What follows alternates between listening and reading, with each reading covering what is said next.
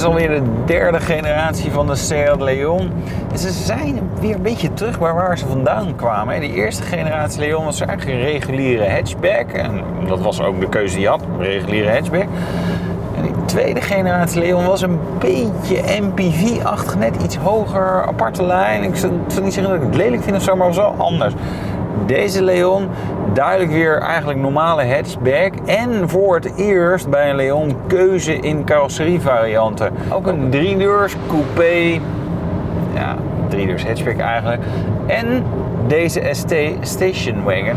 Seat kon lekker winkelen in het magazijn van de Volkswagen groep. Dus we zien allerlei bekende oplossingen qua navigatiesystemen bijvoorbeeld. Motoren, andere dingen.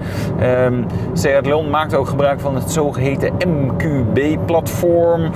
Dat is het platform wat ook wordt gebruikt voor onder andere Volkswagen Golf, Audi A3, Skoda Octavia. En zo zijn er vast nog wel een paar andere modellen. Qua motoren, brede keuze vanaf net iets meer dan 100 pk tot aan 300 pk voor de Seat Leon Cupra, de meest recente versies. Eigenlijk zo'n beetje alles wat ertussen zit. Niet waanzinnig veel diesels, maar 4 diesels. Maar ik denk dat dat op zich genoeg is.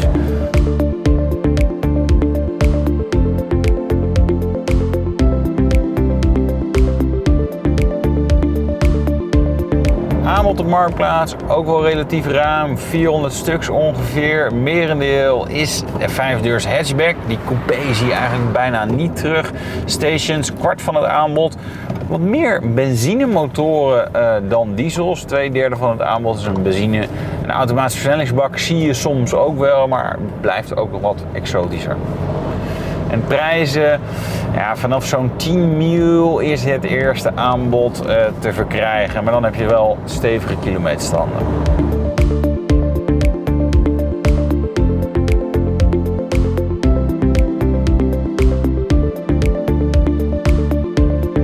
Dan zijn er wat zaken om op te letten. Bijvoorbeeld versnellingsbakken. De handgeschakelde versnellingsbak kan een issue hebben als je denkt van hij gaat niet zo lekker in zijn achteruit. Kan het zijn dat die koppeling eigenlijk een beetje scheef zit als het ware. En dan gaat hij dan toch op bepaalde momenten schakelt dat niet lekker. Kan ook door een soort verbindingsplaat komen bij de koppeling. Die is dan iets te strak aangedraaid in een fabriek en dan gaat het ook niet.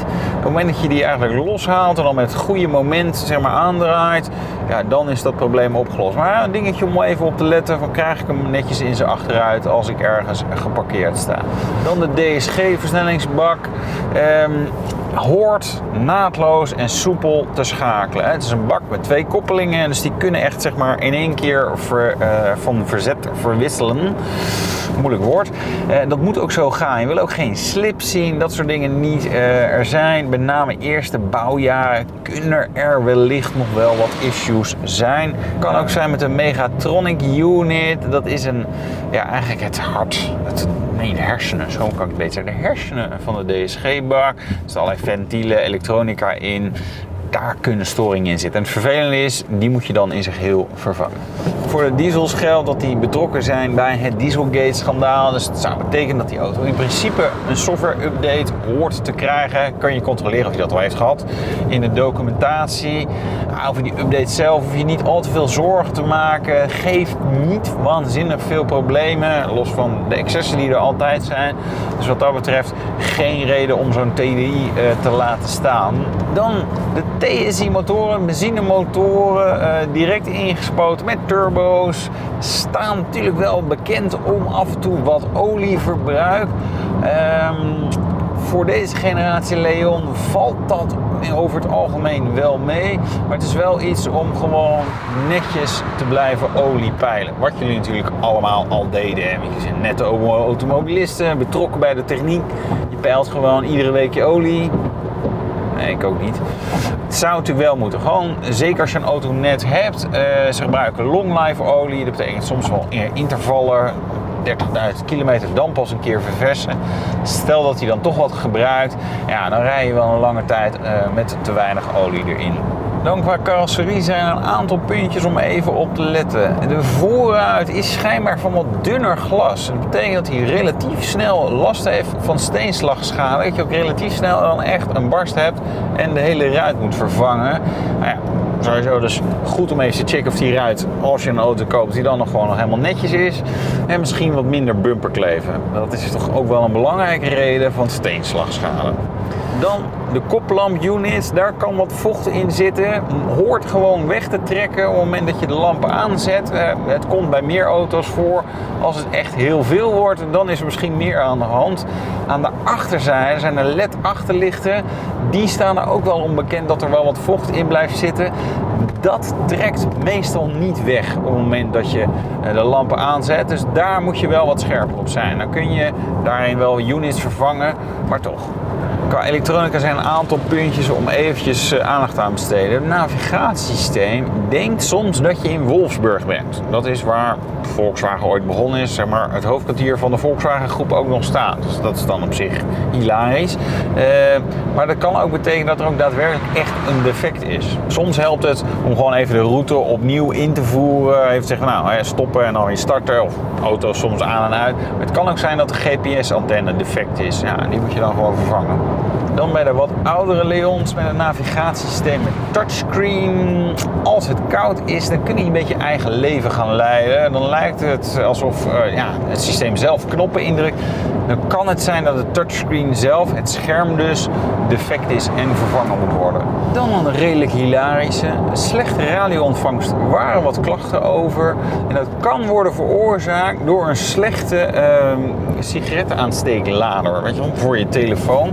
En wat het nog grappiger maakt, is dat Seat-dealers gaven mooie Seat-laders weg. Als je een Leon bijvoorbeeld kocht. Ook die laders zorgden voor die storing op zowel FM als DAB radioontvangst. Dus ja, even een andere lader proberen of even uittrekken dan de ontvangst goed is. Dat betekent dat je even naar een kwalitatief iets betere telefoonoplader moet gaan zoeken. En dan een andere die misschien ook wel wat hilarisch is. Je kunt optioneel verlichte instaplijsten krijgen voor de Leon. Er zitten wel meer auto's waarbij dat kan. Hartstikke leuk. Er staat vaak ook merk, model et cetera in. Bij de meeste andere auto's werken die gewoon op de spanning van de auto zelf. Bij de Seat Leon niet. Er zitten 2 batterijtjes in. En die kunnen leeg raken. Ja, en dan raak je er dan doen die verlichte instaplijsten het niet meer. Nou, dan deze Leon, die vonden we bij het Ames Occasion Center. En daar vonden we nog veel meer Seat Leon ST's, namelijk 70 stuks. En dat komt, Ames bestaat dit jaar 70 jaar. Is de oudste Volkswagen dealer in Nederland overigens. Nou, om dat te vieren kochten ze 70 Leon ST's. Eigenlijk ongeveer allemaal in dezelfde uitvoering, maar wel verschillende kilometerstanden en daarmee ook af en toe wat verschillende prijzen. En die auto's vallen allemaal onder het Buy and Drive programma van Ames.